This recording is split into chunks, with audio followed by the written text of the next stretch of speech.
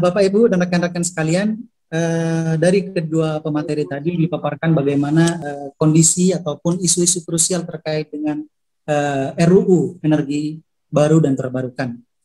Sebelum membuka termin pertanyaan, sebelumnya saya informasikan kembali terkait dengan informasi-informasi dari Pusat Studi Hukum Energi dan Pertambangan.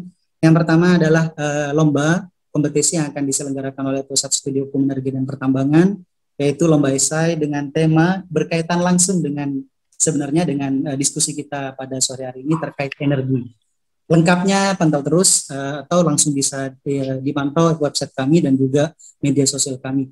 Dan tak lupa juga ada pelatihan-pelatihan yang rutin diselenggarakan oleh Pusat Studi Hukum Energi dan Pertambangan.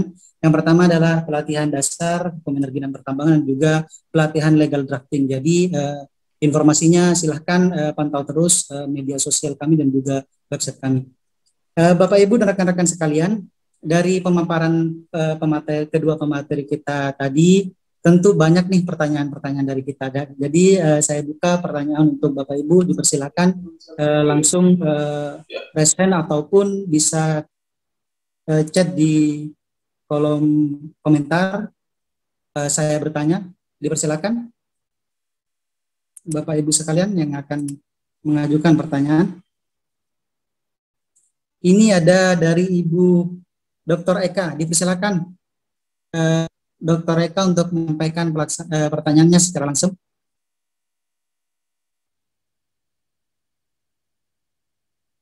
Halo, Dr. Eka. Oh, sedang rapat. Baik. Ini mungkin ada dari Bapak Imam Syafi'i, dipersilakan untuk menyampaikan pertanyaannya, Pak, secara langsung.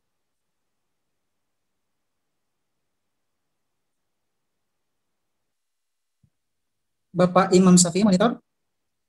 Barangkali berkenan untuk menyampaikan pertanyaannya secara langsung.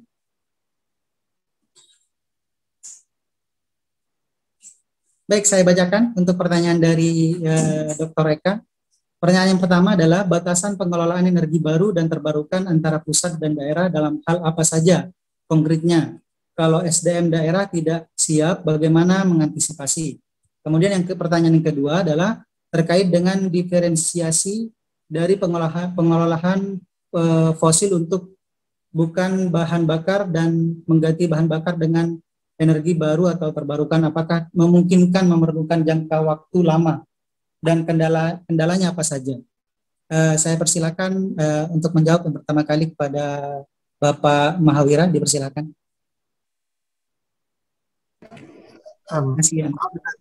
Sebelum kendalanya tadi ada apalagi pertanyaannya tolong. Batasan pengelolaan energi baru dan terbarukan antara pusat dan daerah dalam hal apa saja konkretnya?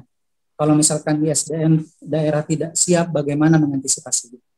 Ya, nah itu kan masalahnya ini Mas, selama ini juga dilepaskan aja gitu, dalam artian juga misalnya saya mau mengembangkan energi terbarukan gitu, saya harus ke lapangan, harus cari kerjasama dengan Pemda setempat, mendapatkan izinnya, tapi terus juga saya harus mendapatkan izin jual beli dengan PLN itu terpusat gitu kan. Jadi kerepotan saya kalau mau mengembangkan tuh lebih tinggi. Di RUU EBT sendiri gitu kan, kenapa banyak asosiasi energi terbarukan mendorong RUU EBT, karena harapannya bisa menjawab permasalahan-permasalahan seperti itu gitu. Jadi untuk lebih jelasnya bagaimana. Nah, masalahnya di draft saat ini juga belum diperjelas gitu kan. Jadi selama ini itu salah satu faktor penghambatnya gitu, bahwa tidak ada kejelasan saya sebelumnya harus kemana sih gitu, saya harus bagaimana nih langkah-langkahnya bila saya mau membuat sebuah pembangkit listrik energi terbarukan. Nah, harapannya ke depannya ada banyak opsinya gitu kan, misalnya reverse auction, jadi PLN yang menentukan, karena selama kita tidak mengganggu asumsi bahwa PLN single buyer ya, kalau itu mau kita ubah juga banyak perubahan lainnya yang bisa kita lihat, tapi kita asumsikan PLN single buyer daripada penunjukan langsung seperti saat ini, atau tiba-tiba ada izin eksplorasi geothermal dan sebagainya yang muncul gitu kan. PLN bisa bilang oke, setelah kita menginventarisir ketersediaan energi kita di seluruh Indonesia bagaimana, dan daerah-daerah mana nih yang kira-kira butuh ditingkatkan ketersediaan energi listriknya gitu. Jangan di Jawa terus dong, di Jawa kita reserve margin udah 40% gitu kan. Nah, setelah kita tahu di mana, PLN bisa menggunakan misalnya reverse auction gitu kan. Jadi mereka reverse auction mencari siapa pengembang yang tertarik di daerah tersebut, ini ada sumber daya ini kurang lebih, reverse auction siapa yang bisa menghasilkan dengan BPP biaya pokok penyediaan listrik yang paling murah gitu kan. Dan itu menang lah, itu reverse auction contohnya. Reverse auction sudah dilakukan di mana-mana, salah satu contoh terbaik di India itu mengakselerasi pengadaan solar PV power di sana. Yang kedua ya dengan insentif yang jelas gitu kan, dengan badan pendukung gitu misalnya diadakan, atau insentif yang jelas untuk pengembangan bagaimana, atau kita bikin one stop service juga gitu misalnya. Kalaupun dia terpusat gitu, tapi kalau dia sudah badan terpusat itu sudah bekerja sama dengan Pemda, sudah bilang bahwa oke, kita akan membantu pengembangan ET nih, yang begitu baru kan kita dorong, nanti orang tersebut gitu, badan pemerintah tersebut bisa mendukung pengembangan yang lebih cepat. Paling nggak ada yang ngebantuin gitu, misalnya ada perusahaan-perusahaan baru yang sebenarnya tertarik mengembangkan energi terbarukan tapi bingung gitu kan, lebih mudah ada kalau ada one stop service tersebut. Tentunya banyak opsi-opsi lain yang bisa dibahas tergantung asumsi apa yang mau kita ubah gitu saat ini. Tapi kan banyak asumsi tersebut belum terjawab sama sekali gitu, belum terlihat jelas kepemimpinan penyusunan RUU EBT ini mau diarahkan kemana. Mungkin sekian dulu, terima kasih. Baik, terima kasih atas jawaban dari Bapak Mahawira. Selanjutnya disambung dengan pemateri kedua, Bang Akmal, dipersilakan untuk menyampaikan jawaban dari pertanyaan Dr. Eka tadi. Baik, terima kasih Mas Wirdan atas. Jadi terkait dengan kewenangan pemerintah pusat dan pemerintah daerah dalam RUU EBT ini sebenarnya tadi sudah disinggung sedikit terkait dengan oleh Mas Mahawira terkait dengan batasan pengolahan energi baru dan terbarukan antara pemerintah pusat dan pemerintah daerah. Satu hal pertama, memang di dalam RUU EBT ini belum diatur ataupun dipisah secara tegas antara pemerintah pusat dan pemerintah daerah dalam urusan energi baru terbarukan. Misal pemerintah pusat melakukan urusan apa ataupun mengelola sektor apa saja, pemerintah daerah apa saja. Pemerintah daerah kita ketahui terbagi lagi antara pemerintah daerah provinsi dan pemerintah daerah kabupaten kota. Sebenarnya terkait dengan batasan tersebut itu sebenarnya sudah diatur dalam Undang-Undang Pemerintah Daerah Undang-Undang 23 tahun 2014. Di sana terlihat jelas batasan antara pemerintah pusat dan pemerintah daerah. Akan tetapi pengaturan dalam undang-undang Pemda tersebut hanya mengatur secara jelas terkait dengan energi panas bumi. Sementara potensi energi lain itu belum diatur dalam undang-undang pemerintah daerah. Nah, kita sebenarnya berharap agar pembuat kebijakan RUU EBT antara pemerintah DPR dan pemerintah ini bagaimana mengharmonisasi dua undang-undang tersebut. Apakah nantinya setelah undang-undang RUU EBT ini disahkan menjadi undang-undang EBT, kemudian memberikan batasan-batasan kewenangan dan kemudian selanjutnya disusul oleh revisi Undang-Undang 23 tahun 2014 terkait dengan batasan kewenangan antara pemerintah pusat dan pemerintah daerah. Itu akan lebih nyaman bagi pemerintah daerah dalam menjalankan perannya dalam melakukan pengelolaan, pengembangan, pemanfaatan ataupun pengaturan dan pengawasan dan pembinaan. Nah, kita berharap sebenarnya dalam RUU EBT ini sudah diperkenalkan terkait dengan batasan kewenangan tersebut. Mungkin saran sebaiknya Kementerian ESDM dan Kementerian Dalam Negeri melakukan satu koordinasi agar menentukan urusan apa saja yang diatur oleh pemerintah pusat, sektor apa saja yang diatur oleh pemerintah pusat, urusan apa saja yang diatur oleh pemerintah daerah, sektor apa saja yang diatur oleh pemerintah daerah, sehingga jelas batasan kewenangan antara pemerintah pusat dan pemerintah daerah. Kemudian terkait dengan bagaimana mengantisipasi diferensiasi dan dari pengolahan fosil, bahan bakar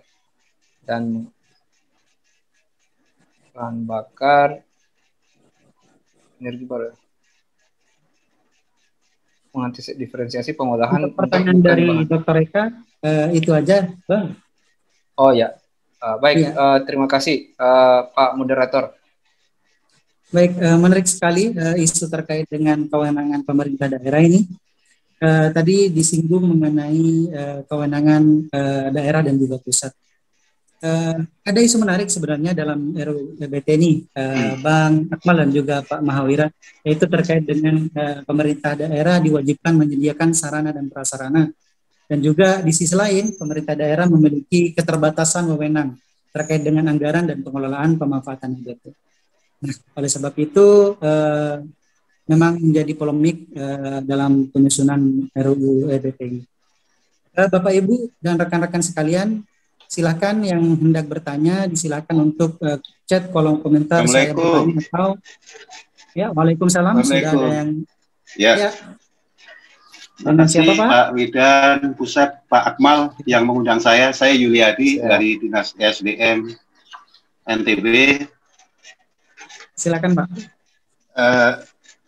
Ingin memberi mungkin nanti pertanyaannya, tapi ini paparan yang pertama tadi disampaikan Pak Mahawira. Saya kira beberapa hal sudah disampaikan terkait RUEN ya Pak ya, Rencana Umum Energi Nasional. Sayangnya konsumsi BBM, kemudian industri kendaraan bermotor, RUPTR, Rencana Umum Pembangkit Tenaga Listrik itu tidak disinggung.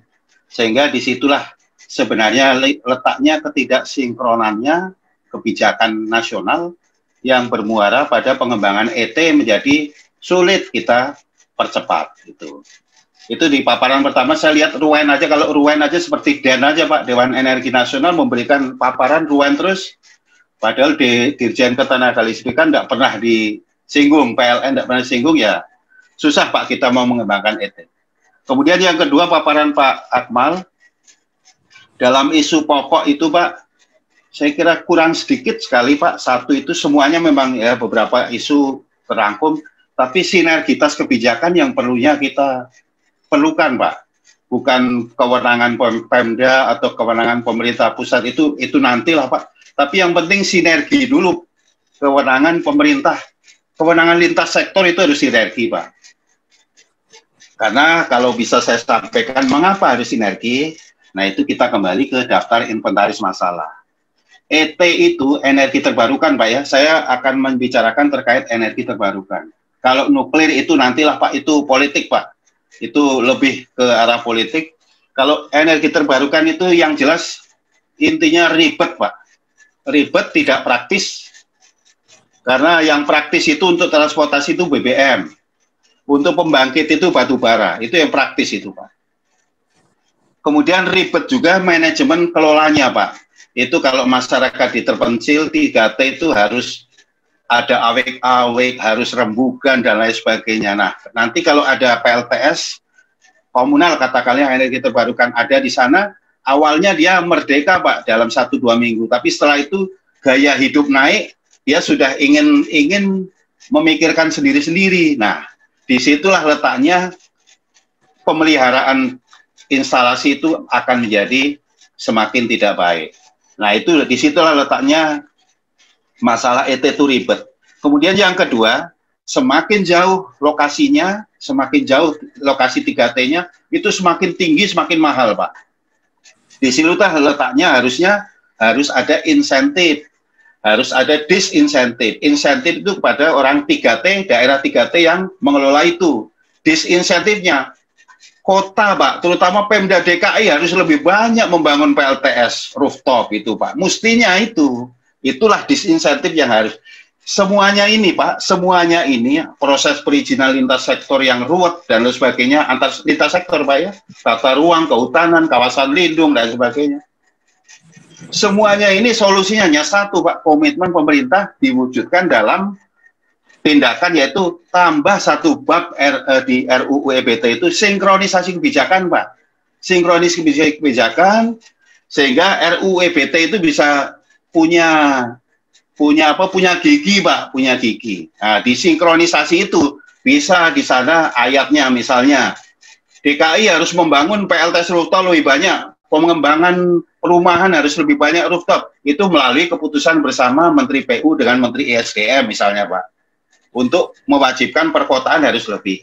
Itu salah satu mengapa RUU EBT saya sempat sampaikan kepada anggota DPR RI Dapil NTB, anggota DPD juga untuk disampaikan terkait dengan perlunya komitmen pemerintah yakni ke sinkronisasi kebijakan. Saya kira itu Pak dilema yang dihadapi daerah. Mengapa kita lambat? Ya karena itu Pak. Kebijakan kita yang dari pusat itu terutama untuk Pemda itu kan undang-undang Pemda Pak. Undang-undang Pemda EBT itu urusan pilihan ya, sulit. Daerah yang susah uang, susah anggaran untuk membiayai, yang wajib aja masih kurang gitu loh Pak. Saya kira itu Pak, termasuk insentif untuk daerah 3T. Saya pernah sampaikan ke bapak-bapak anggota DPR RI, nanti dana desa yang mengelola mengelola pembangkit energi terbarukan itu dana desanya harus 2 kali lebih besar daripada dana desa yang tidak mengelola itu. Nah, supaya apa? Supaya hidup energi terbarukannya ini dan usaha kemandirian dari terbarukan yang berkelanjutan itu bisa hidup. Nah, sudahlah, dana desa yang ada di kota-kota yang provinsi-provinsi yang sudah makmur seperti di Jawa, sudahlah kurangi saja Pak sebenarnya anggaran dana desanya itu. Berikan kepada desa-desa yang memang jauh-jauh yang populasinya lebih mengandalkan pada energi terbarukan. Saya kira itu Pak, semuanya itu dirangkum dalam satu bab, yaitu sinkronisasi kebijakan di dalam tambahan bab atau pasal di dalam rencana undang-undang EBT Pak. Terima kasih. Assalamualaikum warahmatullahi wabarakatuh. Waalaikumsalam warahmatullahi wabarakatuh. Luar biasa sekali Bapak Yuliadi dari Dinas SDM NTB Pak ya. Oke. Ya. Selamat dari NTB, semoga sehat selalu. Barusan sebenarnya sifatnya adalah memberikan masukan terhadap acara diskusi kita pada sore hari ini. Apakah ada tanggapan dari Bapak Mahawira maupun Bang Akmal? Dipersilakan Pak Mahawira terlebih dahulu. Terima kasih. Ya benar sih sarannya gitu kan. Kalau memang mau mengembangkan gitu kan, seperti saya bilang, teknologinya sendiri, hardware-nya gitu kan sudah lebih murah gitu jelas. Software-nya aja. Nah, harapan kita adalah kalau seperti kata Bapak bilang juga tadi, kalau mau mendorong perkembangan energi terbarukan, ya mestinya kita mendorong pengembangan software-nya, salah satunya dengan perbaikan draft RUU EBT. Memang sedikit lebih ribet, tapi kan bisa diprogramkan juga ketika kita memasang misalnya solar panel di daerah yang tertinggal 3T gitu kan, daripada kita narik kabel ke sana gitu kan, itu juga mestinya dibiayanya tuh kalau kita bikin sebuah batu bara yang dinilai tidak ribet, tapi kan kita harus narik kabel ke daerah 3T tersebut. Sebenarnya itu kalau kita melihat cost-nya itu akan berapa, kita ambil jumlah uang yang sama, kita bikin PLTS di sana dan juga kita menggunakan uang yang semestinya dipakai untuk memasang kabelnya itu kita ganti untuk pelatihan masyarakat setempat. Satu, itu membuat lapangan pekerjaan. Kedua, saya yakin itu semuanya juga jadi lebih murah dan mereka self-sustaining gitu, ketimbang kita harus bikin narik kabel melalui tempat-tempat yang susah diakses gitu. Jadi hal-hal seperti itu perlu perlu diperhitungkan dengan lebih baik gitu kan. Terima kasih. Oh ya, sorry, satu lagi soal RUEN. Benar, memang saya ngebahasnya RUEN dulu. Kan semestinya perencanaan RUEN itu yang ditranslasikan jadi perencanaan RUPTL gitu. Selama ini RUPTL mikirnya nggak ribet aja. Ya kalau mau malas-malas aja ya susah bergerak gitu. Kita udah ada target gitu. SDM sendiri pun mengamini ya target 23% 2025 gitu. Tapi tanpa ada perubahan dalam cara pembahasan dan pembentukan RUPTL ya susah. Selama ini RUPTL juga kayak black box, tiba-tiba muncul. Udah setahun lebih nih telat RUPTL baru, nggak terbit-terbit juga kan. Kita bertanya juga, mestinya udah ada 2 RUPTL 2020-2021. Sampai sekarang belum kelihatan hilalnya nih Pak. Iya. Ya, terima kasih Pak. Itu makanya harus ada sinkronisasi itu Pak. RUEN, RUPTL sama konsumsi BBM. Itu Pak harus ada di Undang-Undang EBT Pak, supaya EBT-nya nggak ompong. Terima kasih, Pak. Baik, terima kasih Pak Yuliadi dan juga Pak Mahawira atas tanggapannya. Mungkin ada tambahan dari Bang Akmal terkait dengan masukan dari Pak Yuliadi dari Dinas SDM NTB? Ya, saya sangat mengapresiasi sekali dari Pak Yuliadi ini teman diskusi saya di via WA, walaupun Pak Yuliadi kita belum pernah jumpa. Saya salam hormat sama Pak Yuliadi, selalu memberikan masukan-masukan terhadap RUU EBT ini.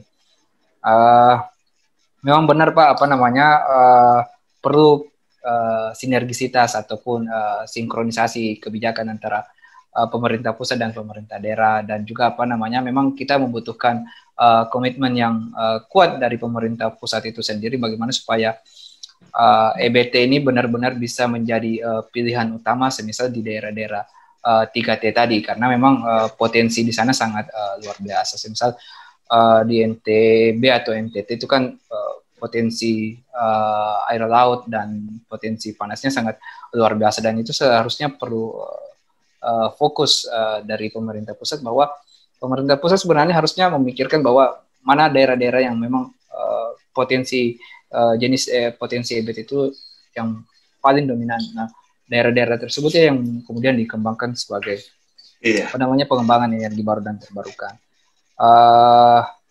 Saya pikir itu yang perlu kita dorong bersama dan kita kawal.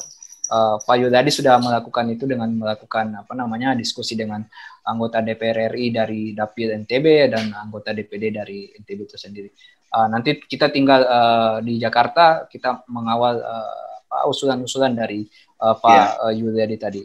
Terima kasih Pak. Mungkin di sana NTB sudah menjelang berbuka puasa Pak.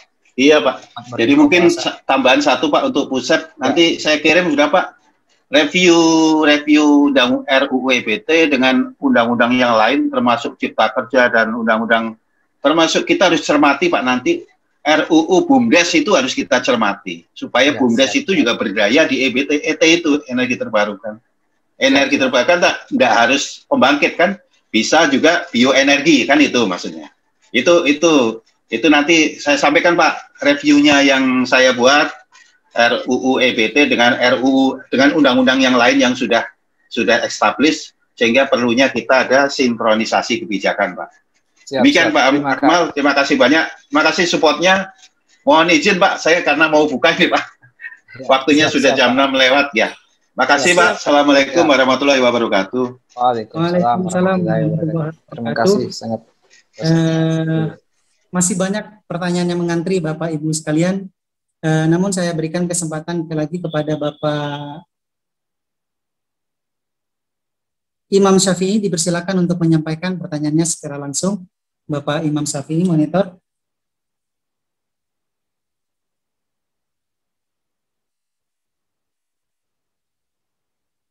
Bapak Imam Syafi'i mungkin akan menyampaikan pertanyaannya secara langsung. Atau di sini sudah ada juga Bapak Fadli Ihsan. Kepada Pak Fadli dipersilakan untuk menyampaikan pertanyaannya secara langsung. Baik, terima kasih Pak Moderator. Assalamualaikum warahmatullahi wabarakatuh. Selamat sore dan sejahtera buat kita semua. Om Swastiastu, Namo Buddhaya, Salam Kebajikan. Saya ingin bertanya kepada kedua narasumber ini. Hari ini kan pembangunan terus berkelanjutan ya Pak. Maksudnya pertumbuhannya dalam arti penduduk kita juga semakin banyak gitu, apalagi 2045 akan ada bonus demografi. Bagaimana bisa mencapai korelasi antara pembangunan penduduk ini dengan impian kita besok mendapatkan energi terbarukan? Karena lahannya semakin sempit besok nantinya kalau misalkan untuk memiliki energi terbarukan itu. Karena kan kita juga dulu punya kasus buruk, misalkan Lumpur Lampindo itu kan akhirnya gagal juga, yang dimana itu jadi proyeksi dulu ingin dijadikan energi terbarukan kalau tidak salah. Jadi apakah ini masih bisa berkorelasi antara penduduk kita yang terus bertambah dengan impian kita besok nanti mempunyai energi yang terbarukan? Itu sih, sekian dari saya, terima kasih. Ya, baik. Pertanyaannya sudah kami tangkap. Dipersilakan. Yang pertama mungkin akan dijawab oleh Bapak Mahawira. Dipersilakan, Pak. Aduh, maaf tadi, bisa diulang sebentar? Kok saya... Iya, pertanyaannya mengenai dengan korelasi antara pembangunan yang terus meningkat dengan keinginan pengembangan EBT ke depan. Pembangunan yang terapa, maaf Mas? Korelasi pembangunan yang terus meningkat Oh, ya dengan dengan pengembangan EBT untuk selanjutnya seperti itu. Oke, ya. Gini Mas, kalau kita mau mengkorelasikan gitu, berarti kalau kita mengasumsikan bahwa pembangunan akan terus meningkat, ya kan? Berarti ke depannya kita tahu selama ini belum ada decoupling antara pembangunan, perkembangan pembangunan manusia dengan kebutuhan energi. Jadi kalau kita mengasumsikan bahwa kita terus akan berkembang, maka kita akan butuh lebih banyak energi. Nah, tadi kan di presentasi saya harap linknya dibagikan, silakan. Kan bisa ditunjukkan bahwa kita ke depannya akan membutuhkan lebih banyak energi, sementara sumber-sumber energi fosil kita, sumber-sumber energi konvensional kita saat ini, itu lama-kelamaan akan habis. Gitu. Jadi kalau kita ke depannya mau terus berkembang, gitu, maka kita perlu mikir dari sekarang bagaimana kita belok dari energi konvensional dan memikirkan energi terbarukan. Nah, energi terbarukan sendiri juga ada batasnya. Gitu. Jadi kalau kita terus-menerus perkembangan itu intensitas energinya tinggi, gitu, tentunya akan ada mentoknya nanti. Tapi palingan sebelum kita mentok kebutuhan energi, kita akan mentok kebutuhan lahan dan kebutuhan lainnya, gitu, karena perlu sumber daya lain yang lebih banyak juga. Jadi memang satu mindset terus berkembang, terus tumbuh ini perlu kita pertanyakan juga. Tujuannya sebenarnya berkembang tuh ke arah mana sih, gitu kan? Jadi supaya kita bisa lebih selaras juga dengan kapasitas kemampuan alam menopang kehidupan manusia. Nah, oleh karena itu, selama kita masih mau berkembang ke depannya, saya akan menyarankan kita banyak-banyak belok ke energi terbarukan, gitu. Karena kalau kita meneruskan seperti sekarang, yang kita lihat juga udah perubahan iklim, gitu. Kalau kita bandingkan dengan 20 tahun yang lalu saja, saya rasa mungkin kebanyakan yang hadir di sini sudah hidup dan sudah cukup besar ya untuk melihat keadaan dunia 20 tahun yang lalu. Kita bisa merasakan bahwa perubahan iklim itu udah kita rasakan sekarang efek-efeknya. Apalagi jika kita hidup di luar kota, gitu, hidup dekat dengan pertanian, musim-musim sudah berubah, gitu. Dan kedepannya kondisinya akan makin parah. Kebanyakan efek perubahan iklim ini bisa kita bilang kebanyakan merupakan efek dari penggunaan batu bara yang berlebihan. Jadi kalau kita terus menggunakan batu bara, dan saat ini di RUPTL pun juga kita merencanakan lebih banyak lagi PLTU batu bara, maka kedepannya kita bisa yakin bahwa kondisinya akan makin sulit, gitu. Belum terlambat sih harapan kita bahwa kita masih bisa berbelok ke energi terbarukan. Maka saya minta Bapak Ibu sekalian yang di forum ini, yuk kita terus dorong pengembangan energi terbarukan. Terima kasih. Baik, terima kasih Bapak Mahavira atas jawabannya. Selanjutnya mungkin akan disampaikan lagi jawaban dari Bang Akmal, dipersilakan. Baik, moderator, terima kasih. Kalau melihat pemaparan dari Mas Fadil Ihsan tadi dan pertanyaannya, sebenarnya kalau kita melihat korelasi antara energi baru terbarukan atau pengembangan energi ke depan dan bagaimana laju pembangunan, sebenarnya saya melihat kedua hal tersebut saling support, saling mendukung. Justru dengan demikian bahwa semakin pesat pembangunan terus meningkat, justru kita membutuhkan energi baru dan terbarukan, energi alternatif tersebut. Karena dengan begitu kita seperti dijelaskan tadi oleh Bapak Mahavira bahwa mengatakan bahwa telah terjadi perubahan iklim yang sangat drastis antara semisal di daerah perkotaan dan daerah yang masih banyak hutan ataupun masih banyak lahan pertanian.